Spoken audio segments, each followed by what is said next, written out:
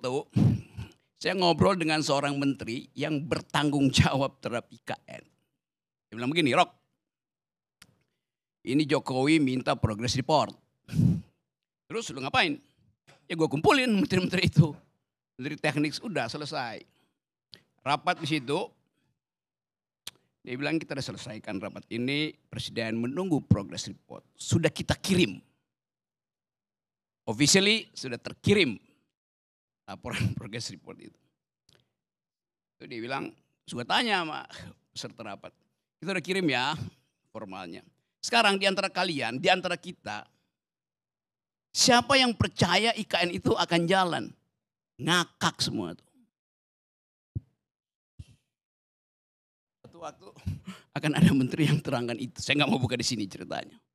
Okay. Disebut aja Rok namanya Rok. Apa? Disebut aja namanya. Ya inisialnya aja gue nggak mau sebut. Oke. Itu satu cerita. Cerita kedua. Saya pergi ke Luwuk. Masuk ke Poso, Danau Poso tuh. Karena mesti backup LSM pro lingkungan di situ. Oke. Datang pengusaha.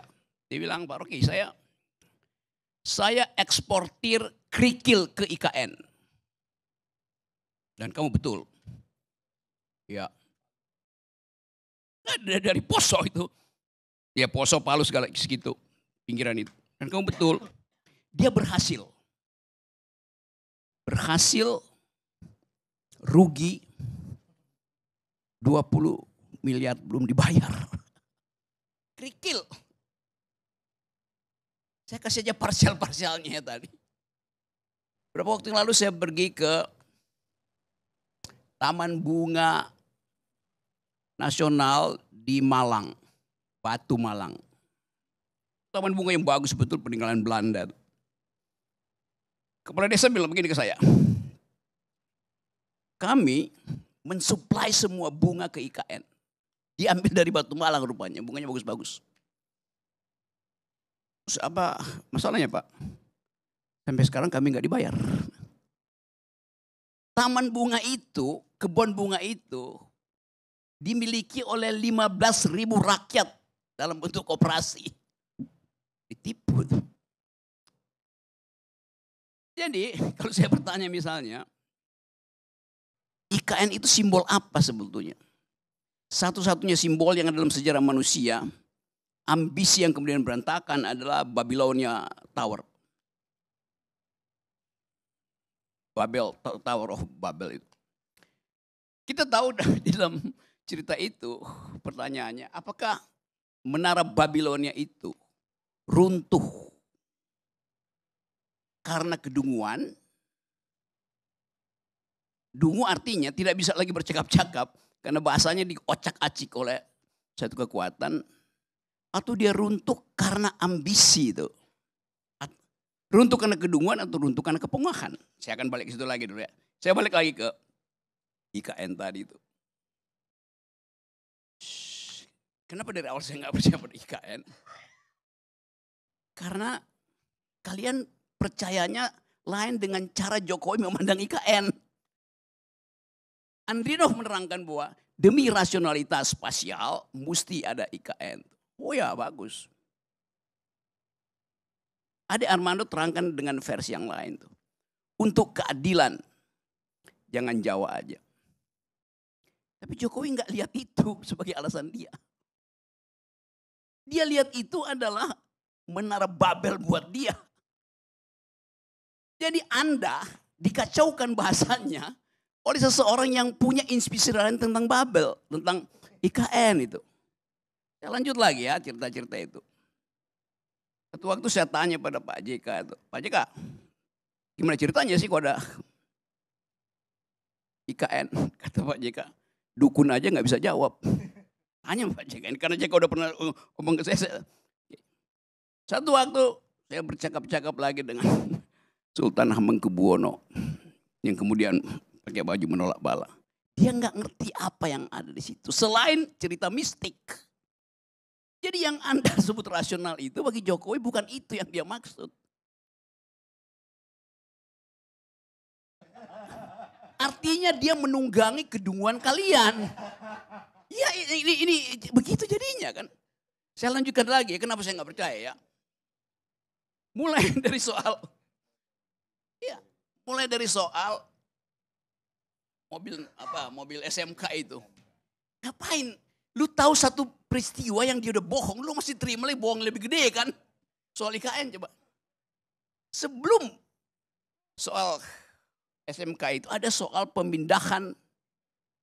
Waktu Pak Jokowi masih wali kota yang terus menerus didampingi oleh Andrinov. Pemindahan pasar itu. Saya cerita lagi nih anak nih ngoceh-ngoceh di sini.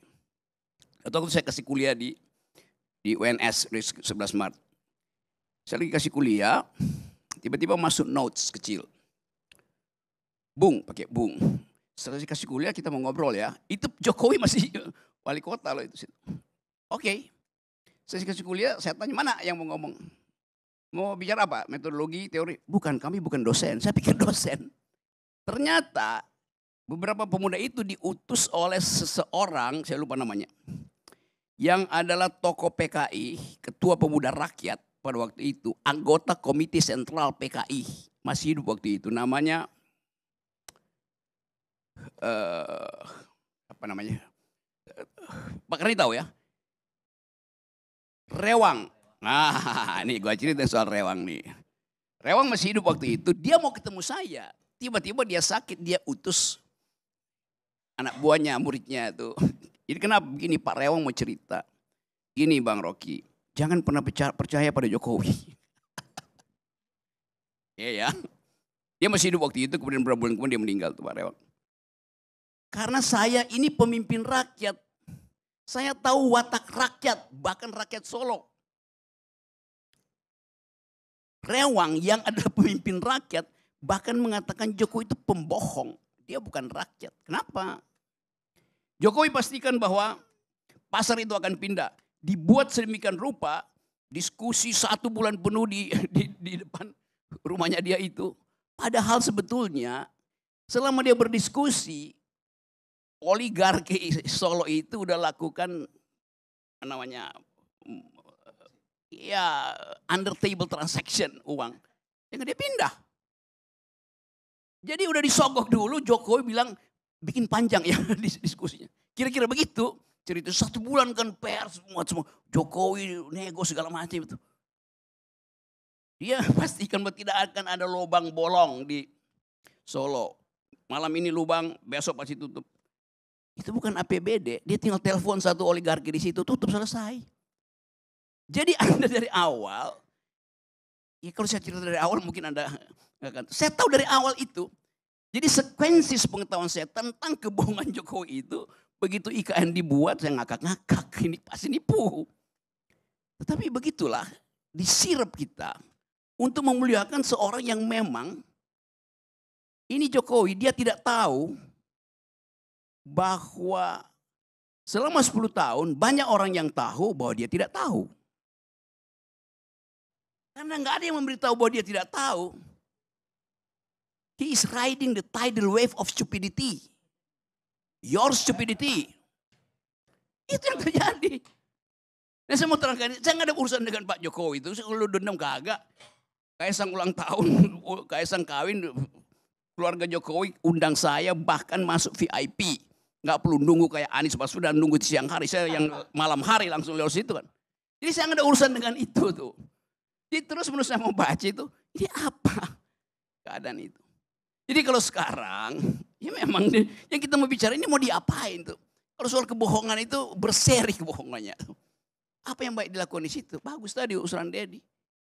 Supaya dia konsisten, tulis surat pada Pak Prabowo, saya minta dengan sangat Pak Prabowo, tolonglah ada satu kamar khusus yang dibuat di situ. Walaupun anggarannya mungkin cuma 10 miliar atau 100 juta. Untuk anak saya supaya dia bisa menikmati legasi yang saya bayangkan itu. Apa yang bisa dilakukan oleh Gibran di situ?